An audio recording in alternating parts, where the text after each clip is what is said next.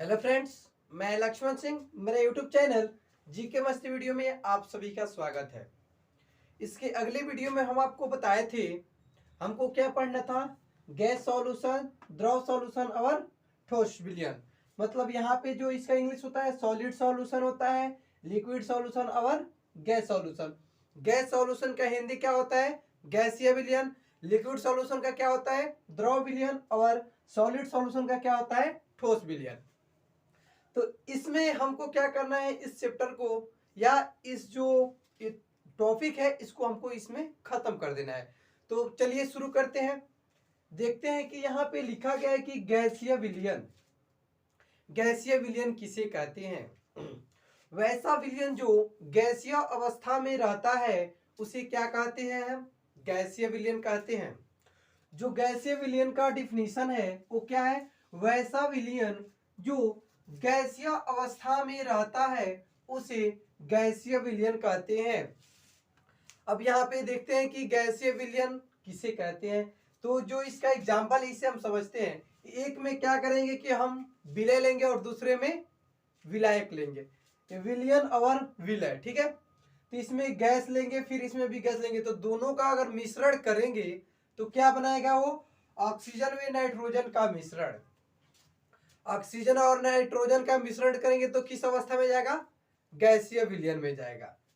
उसके बाद आता है कि गैस और द्रव को मिलाएंगे तो किस में जाएगा? गैस रहेगा और द्रव रहेगा तो क्या होगा? आपस में घुलकर, और उसको क्या करेंगे हम? जल में घुली हुई ऑक्सीजन, दोनों का मिश्रण कर देंगे।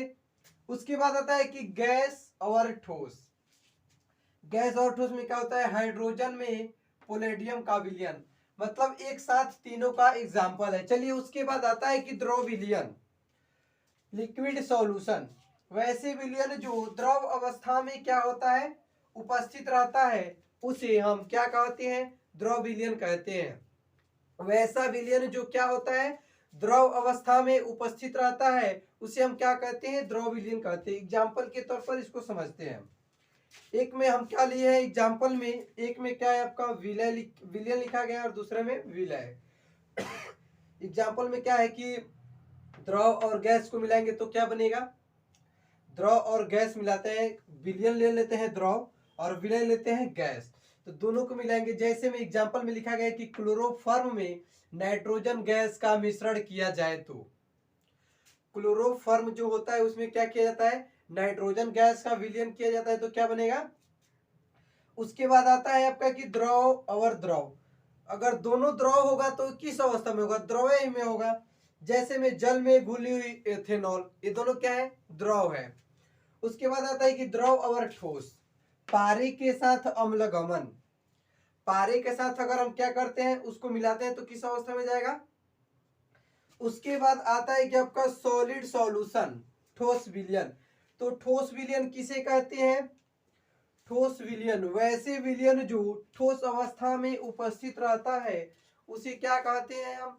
ठोस विलयन कहते हैं।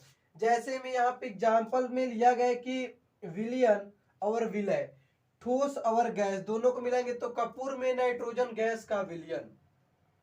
कपूर में नाइट्रोजन गैस मिलता है तो क्या होता है? ठोसी अवस्था में रह जाएगा। ठोस और द्रव में तो जल में घुली हुई ग्लूकोज क्या हो जाएगा? मिक्सचर हो जाएगा। उसके बाद है कि ठोस, अगर दोनों ठोस रहेगा तो क्या बनाएगा? तांबे में सोने का विलयन, या सोने में तांबे का विलयन, ऐसे भी हम कह सकते हैं।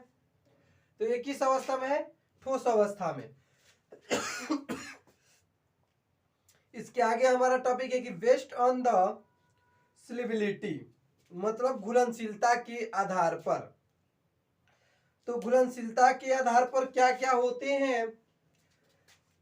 क्या है? Based on the solubility. हमको क्या देखना था कि बेस्ड ऑन द स्लुबिलिटी मतलब घुलनशीलता के आधार पर। यहाँ पे हमको क्या देखना है कि जो घुलनशीलता के आधार पर है, इसको कितने भागों में बांटा गया है? 3 भागों में। कौन कौन से हैं? तो ये है आपका पहला सेचुरेटेड सॉल्यूशन, मतलब संतृप्त विलयन। कौन सा विलयन? संतृप्त विलयन किसे कहते हैं? तो ये है निश्चित ताप पर बना वैसा विलयन जिसमें घुलाए की अधिकतम मात्रा को घुलाए को नहीं घुलाया जाता है, उसे हम क्या कहते हैं? संतृप्त विलयन कहते हैं। डिफिनीशन में ही इसका क्या है? एग्जाम्पल है। जैसे यहाँ पे बोला गया कि निश्चित ताप पर बना वैसा विलयन, मतलब जो निश्चित ताप पर विलयन बनाता है जिसमें घुलाए की अधिक मात्रा में घुलाए को नहीं घुलाया जाता है। इसमें क्या किया जाता है? जो घुलाए होता है अधिक मात्रा में जिसका घुलाए होता है उसे क्या किया जाता है? नहीं घुलाया जाता है, उसे क्या कहते हैं? संतृप्त विलयन कहते हैं। चलिए उसके आगे है हमारा कि अनसैचुरेटेड सॉल्यूशन। अति संतृप्त विलयन किसे कहते हैं? असंतृप्त विलयन किसे कहते हैं? तो इसका भी डिफिनीशन सेम है, लेकिन यहाँ पे क्या किया गया है? यहाँ पे बोला गया कि निश्चित ताप पर बना वैसा विलयन जिसमें घुलाए की और अधिक मात्रा ताप पर क्या किया जाता है? घुलाया जाता है, उसे हम असंतृप्त विलयन कहते हैं। क्या कहते हैं? असंतृप्त विलयन कहते हैं कि मतलब निश्चित ताप पर बना वैसा विलयन जिसमें घुलाए की और अधिक मात्रा ताप पर क्या किया जाता है? घुला दिया जाता है, उसे हम अति संतृप्त विलयन कहते हैं या असंतृप्त विलयन कहते हैं। आपका जो थर्ड नंबर है ये क्या है? Super saturated solution. जो सुपर सैचुरेटेड सॉल्यूशन है इसे क्या कहते हैं? अति संतृप्त विलयन। जो आपका थर्ड नंबर है कि सुपर सैचुरेटेड सॉल्यूशन, ये क्या है? अति संतृप्त विलयन। तो इसे क्या कहते हैं? वैसा विलयन जिसमें घुलाए की और अधिक मात्रा को घुलाया जाता है। यहाँ पे लिखा गया है कि वैसा विलयन जिसमें घुलाए की और अधिक मात्रा को निश्चित ताप पर क्या किया जाता है? घुलाया जाता है। जो उसका ताप होता है और अधिक मात्रा में क्या किया जाता है? विलायक में घुलाया जाता है, उसे हम अति संतृप्त विलयन कहते हैं। इसमें बोला गया कि वैसा विलयन, मतलब जो वैसा विलयन होता है जो घुलाए की क्या किया जाता है? और अधिक मात्रा में, उसका मात्रा क्या किया जाता है? घुलाने के समय अधिक मात्रा और उसमें बढ़ा दिया जाता है। क्या होता है? विलायक में क्या किया जाता है? उसको विलायक के रूप में घुलाया जाता है, उसे हम अति संतृप्त विलयन कहते हैं। इसके आगे है हमारा best of the osmotic pressure. Best of the osmotic pressure, प्रासरण दाब के आधार पर हमें क्या बताना था? Based on the osmotic pressure, मतलब प्रासरण दाब के आधार पर क्या देखना है हमको? कि प्रासरण दाब के आधार पर इसे भी तीन भागों में बांटा गया है या तीन टाइप में बांटा गया है। वो कौन कौन सा है? चलिए देखते हैं। यहाँ पे कि आइसोमेटिक सॉल्यूशन, क्या है? Isometric solution. और दूसरा क्या है?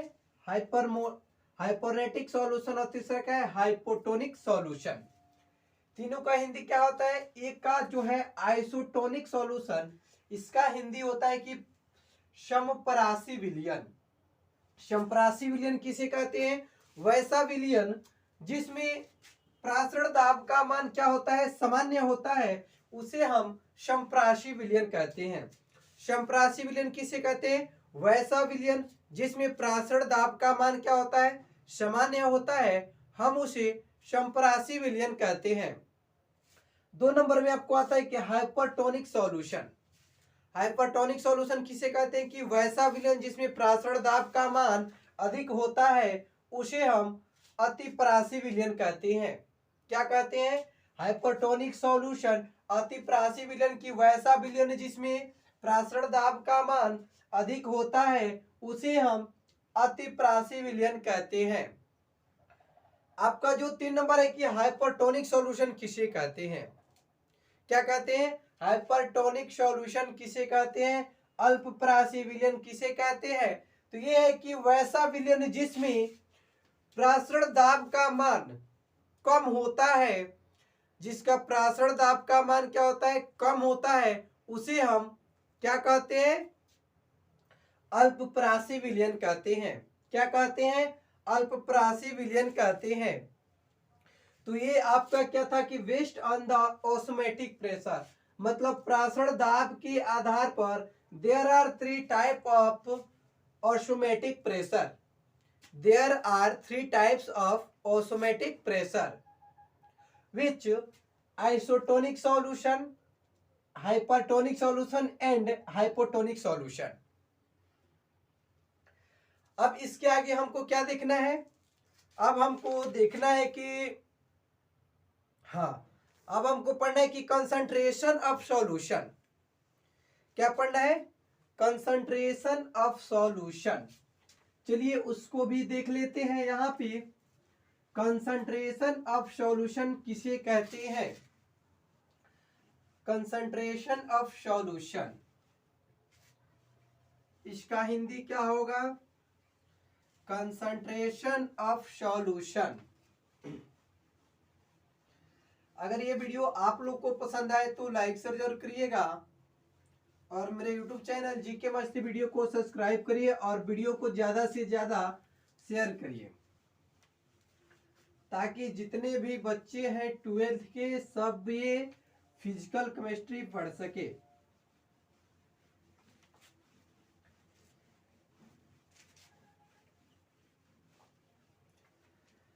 चलिए हमको क्या पढ़ना है? कंसंट्रेशन ऑफ सॉल्यूशन, विलयन का सांद्रता. क्या पढ़ना है?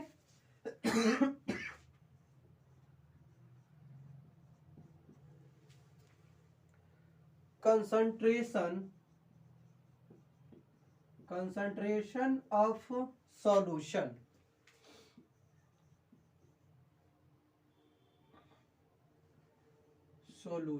कंसंट्रेशन ऑफ सॉल्यूशन, सांद्रता की, विलयन की सांद्रता.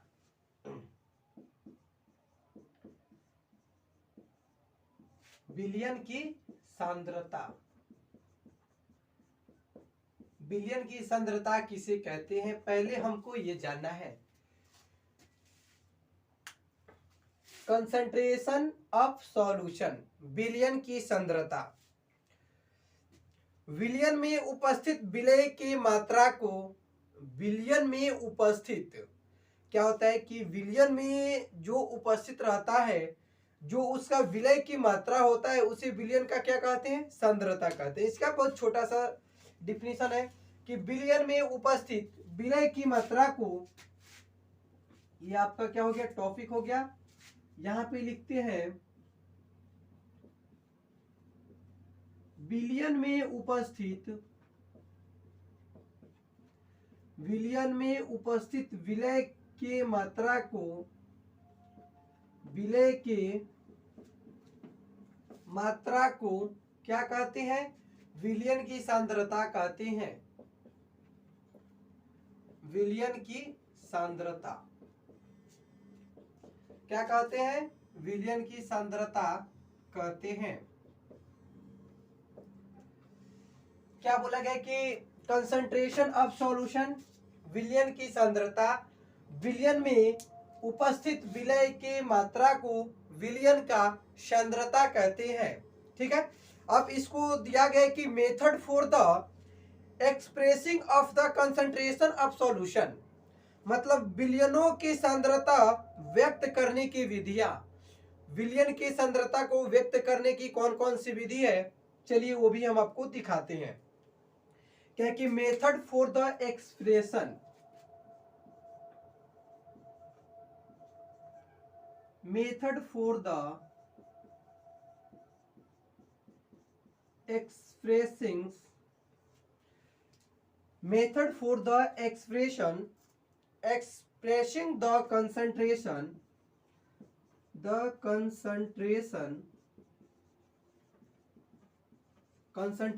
of solution,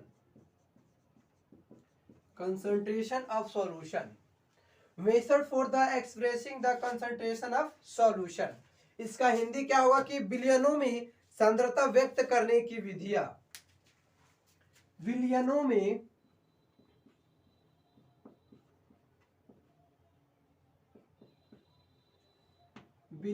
में सांद्रता व्यक्त करने की विधियां, सांद्रता व्यक्त करने की विधियां, ये क्या है हमारा हेडिंग है। इसमें बोला गया कि method for the expressing the concentration of solution, मतलब विलयनों में सांद्रता व्यक्त करने की विधियां। विलयनों की मतलब उसको जो इसका आएगा न्यूमेरिकल बनाने में किस किस माध्यम से बनाया जाता है, चलिए उसको हम देखते हैं। पहला है कि एक होता है फिजिकल मेथड और दूसरा क्या होता है उसका केमिकल मेथड। इसको कितने भागों में बांटा गया, there are two types of concentration solution. तो यहां पे आपका जो पहला क्या हो जाएगा, और यहां पे हम ले लेंगे 2 नंबर, ये आपका हो जाएगा फिजिकल मेथड,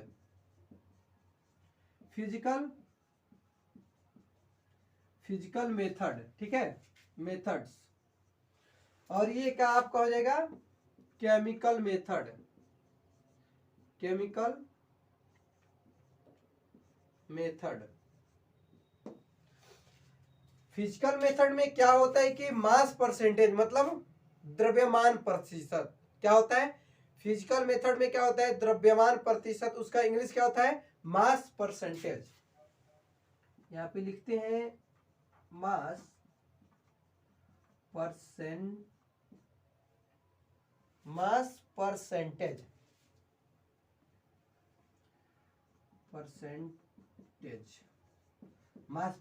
इसका हिंदी क्या होता है द्रव्यमान प्रतिशत, द्रव्यमान प्रतिशत, ठीक है। उसके बाद आता है वॉल्यूम परसेंटेज, वैल्यू परसेंटेज, इसका हिंदी क्या होता है आयतन,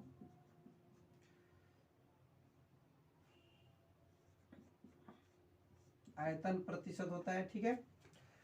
1 नंबर हो गया, 2 नंबर, 3 नंबर पे आता है पीपीएम, मतलब पार्ट पर मिलियन, पार्ट पर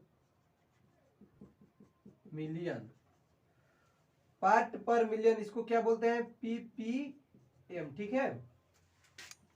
इसका हिंदी क्या होता है, इसका हिंदी होता है पार्ट पर मिलियन, पार्ट्स पर मिलियन, पार्ट्स पर मिलियन, मिलियन, ठीक है। एक आपका आता है 4 नंबर में, क्या आता है आपका, ये आपका होता है कि द्रव्यमान आयतन प्रतिशत, मास वॉल्यूम परसेंटेज। इसमें क्या क्या आता है कि मास वैल्यू परसेंटेज, मास वैल्यू परसेंटेज। इसका हिंदी क्या होता है कि आयतन, द्रव्यमान आयतन प्रतिशत, क्या होता है द्रव्यमान आयतन प्रतिशत, द्रव्यमान आयतन प्रतिशत, ठीक है। एक और आपका क्या होता है कि मोल फ्रैक्शन। 5 नंबर में क्या आता है मोल फ्रैक्शन, 5 नंबर में क्या हो गया मोल फ्रैक्शन। इसका हिंदी क्या होता है कि मोल अंश, क्या होता है मोल अंश। चलिए अब इसको देखते हैं कि हम इसको केमिकल प्रॉपर्टी जो इसका होता है, केमिकल मेथड होता है, वो कैसे होता है। जो इसमें हम लिखे हैं कि मास परसेंटेज, तो ये केमिकल प्रॉपर्टीज में इसको क्या बोला जाएगा मोलालिटी, क्या बोला जाएगा मोलालिटी, मोलालिटी, मोलालिटी, ठीक है। इसका हिंदी क्या होता है मोललता, मोललता, हिंदी क्या होता है मोललता। 2 नंबर पे आता है आपका मास परसेंटेज, हो गया आपका। 2 नंबर में आपका आता है कि वॉल्यूम परसेंटेज, मतलब आयतन प्रतिशत। इसका क्या होता है मोलरता, क्या होता है इसका मोलरता, मोललिटी, मोललिटी, मोललता, मोलरता, मोलरिटी, मोलरिटी। इसका क्या होता है मोललता, मोलरता, क्या होता है इसका हिंदी मोलरता। अब आगे है उसका कि मोललता हो गया, मोललिटी और मोलरटा हो गया। ठीक है, अब देखते हैं कि उसकी आगे आपका की नॉर्मलिटी, इसका क्या हिंदी होता है, तो इसका इंग्लिश में होता है नॉर्मलिटी और हिंदी क्या होता है नॉर्मलिटी। नॉर्मलिटी, नर्मलता, नर्मलता। ठीक है, एक है आपका फॉर्मलिटी। क्या है फॉर्मलिटी, फॉर्मलिटी, इसका क्या हिंदी होता है फॉर्मलता, फॉर्मलता। क्या होता है फॉर्मलता। अब इसको देखेंगे यहाँ पे, इसका सिंबल क्या होता है, क्या देखना है, पहले देखेंगे इसका सिंबल क्या होता है। चलिए तो बताते हैं, जो आपका ये है मास परसेंटेज, तो इसका क्या होता है W/W परसेंट। ठीक है, उसके बाद होता है कि वॉल्यूम परसेंटेज, तो इसका क्या हो जाएगा V/V परसेंट। ठीक है, अब आपका है कि पार्ट पर मिलियन PPM, इसका क्या होता है 1 PM होता है। क्या होता है, सिर्फ PM होता है, PM। ठीक है, अब उसके बाद आता है आपका 3 हो गया। अब आता है कि द्रव्यमान प्रतिशत, द्रव्यमान आयतन प्रतिशत, तो W/V हो जाएगा परसेंटेज। ठीक है, और ये मोल अंश का वही रहता है। ठीक है, तो ये आपका क्या होगा method for the expressing of the concentration of the solution, बिलियनों में सांद्रता व्यक्त करने की विधियां, बिलियनों में सांद्रता व्यक्त करने की विधियां कौन कौन सी है। There are 2 types of expressing of on the concentration, physical method and chemical method. Physical method mass percentage, volume percentage, part per million, mass volume percentage, mole fraction. And chemical method molality, molarity, normality और formality. ये आपका क्या था, विलियनों में सांद्रता व्यक्त करने की विधियां कितनी है 4 है। ठीक है, 5 दिया है। अब इसके आगे हमको देखना है कि द्रव्यमान प्रतिशत के आधार पर, मास परसेंटेज के आधार पर इसे कितने भागों में व्यक्त किया गया है। इसमें बोला गया कि वेस्ट ऑन द मास, मतलब द्रव्यमान के आधार पर। There are 4 kinds of type solution, mass percentage, which mass percentage, PPM, molality और mole fraction. Based on the volume, आयतन के आधार पर there are 3 types of volume, volume percentage, mass volume percentage and molarity. इसके बाद हमको क्या देखना है, एक एक करके उसका डिफिनीशन देखना है। पहले यहां पे हम इसको मिटा देते हैं, आप लोग नोट कर लीजिएगा।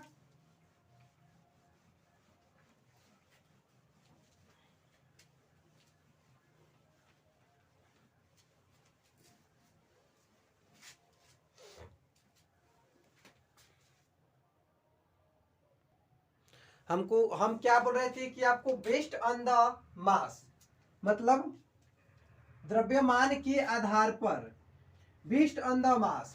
तो यहां पे हम ऐसे भी बोल सकते हैं there are 3 types of mass, which mass percentage, PPM part per million, molality and mole fraction. There are 4 types of mass percentage. Mass percentage द्रव्यमान प्रतिशत, PPM part per million, part per million, molality मोलरता, यहां पे लिखा है कि mole fraction तो मोल अंश। उसके बाद आपको दिया गया कि वॉल्यूम के आधार पर, बेस्ड ऑन द वॉल्यूम, मतलब आयतन के आधार पर, there are 3 types of volume based on the volume, volume percentage आयतन प्रतिशत, मास वॉल्यूम परसेंटेज द्रव्यमान और आयतन प्रतिशत, मोलरिटी मतलब मोलरता, मोलरता। ठीक है, तो ये आपका क्या हो गया कि पहले हम क्या देखेंगे कि बेस्ड ऑन द मास, मतलब द्रव्यमान के आधार पर कौन कौन से हैं, तो ये हमारा 4 है। ये हम पहले भी आपको इसका फॉर्मूला लिखा दिए, ठीक है। आप लोग को अगर न्यूमेरिकल बनाने में दिक्कत नहीं होना चाहिए, ठीक है ना। तो ये आपका हो गया। चलिए फिर मिलते हैं नेक्स्ट वीडियो में। उसमें हमको क्या पहले पढ़ना है, हमको पढ़ना है कि द्रव्यमान प्रतिशत। क्या पढ़ना है? द्रव्यमान प्रतिशत, ठीक है। उसके बाद हम एक एक करके देखेंगे, ठीक है। तो जब ये आपका खत्म हो जाएगा तब हम न्यूमेरिकल को शुरू कर देंगे। तो चलिए मिलते हैं फिर नेक्स्ट वीडियो में। Thank you, bye.